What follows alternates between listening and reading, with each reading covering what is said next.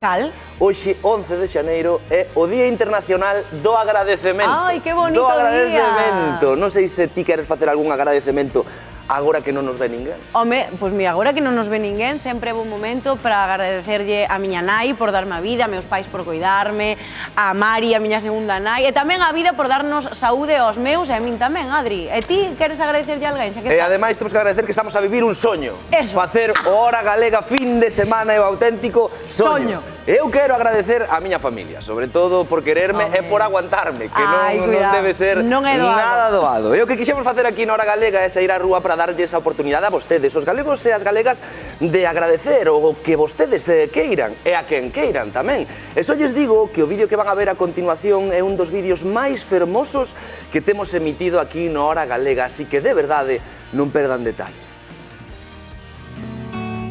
Hoxe é o Día Mundial do Agradecemento. Non sei se ti tes alguén a que te teñas que agradecer algo. Moito, moito. A miña nai e a miña boa. A miña nai.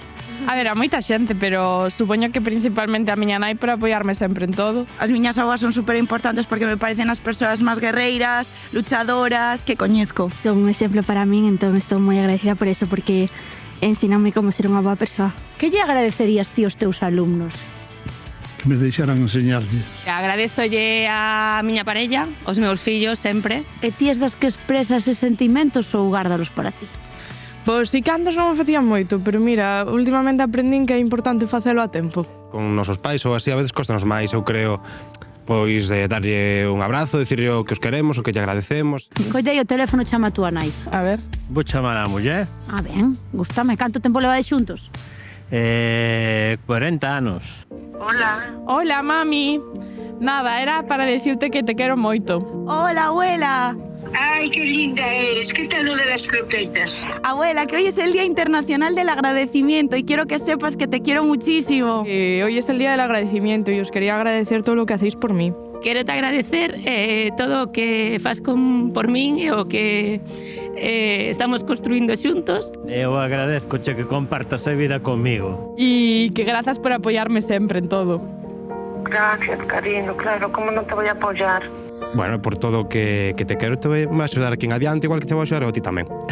Estamos saliendo para a tele. Ay, madre mía, no, fillinho. Me faz chorar. Agradecidos de ser nuestra hija y lo bien que nos cuida a todos. Cuidavos ben, ela. Muy bien. Y lo demostró hace poquito.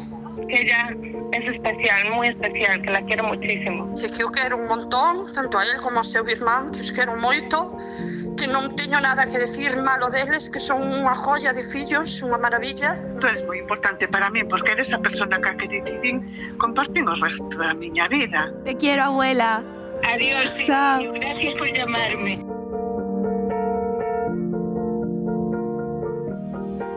Que fermoso, Adri. Eu, se seguimos así, choro, xa vos lo digo, vou avisando. Eu penso que daqui temos que sacar unha reflexión.